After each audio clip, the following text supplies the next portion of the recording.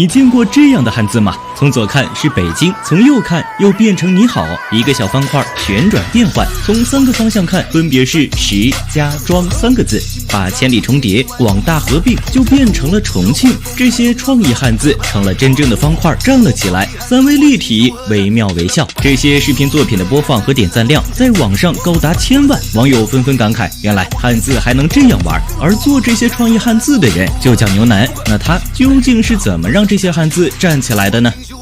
汉字是所有中国人的精神家园，世界上没有一种文字可以像中国汉字那样强调自然的形态，将非凡的意义概括在符号之中。但如今我们周围全都是汉字，却常常没有感受到汉字的魅力，忽略了汉字的妙趣。于是牛腩便打算用一种创意的方式带我们重新认识汉字，要把平面的汉字变成3维立体。实际这并不简单，得经历数十个步骤。首先就得用正交分解的方法把单个汉字拆解构思，再用软件建立模型，最后完善好字形，才能进行到打印的部分。用 3D 打印完了之后，还得小心翼翼把每个汉字之间的支撑去除，一点点打磨，最后紫外光固化，上色处理。最难的地方更是在于，不是所有的字都可以做成 3D 立体字，还得是有共同交集的字才能做成 3D 立体。最后他利用视觉错觉，用榫卯结构的技术，将2个、3个或多个汉字组合成一个整体，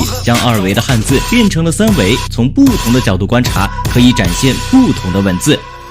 它不仅设计了各个城市的汉字，激发了所有网友的家乡情怀，一系列反义字更是意义深刻。这边是生，转眼便是死，生死相依，字在转动之间，含义尽不相同，字的意义甚至还截然相反。眼前明明是善和爱，可墙上的影子却是恶和恨，善恶难辨，福祸相依，爱恨交织。他的作品虽然只有简单的几个字，却引人遐想。如今我们的汉字仿佛在一点点崩坏，网络上各种流行语参差不齐，钱要说成米，直播间变波波间，甚至连小孩子都开始不好好说话。他们刚学汉字没几年，就被这些对未来毫无用处的错别字和文字体系影响着，着实可悲。但庆幸的是，牛腩用一个新时代的工具，融入了中国博大精深的文化，带着孩子和大家理解汉字的意义，带孩子们重新发现写了几千年的汉字原来还能这么玩。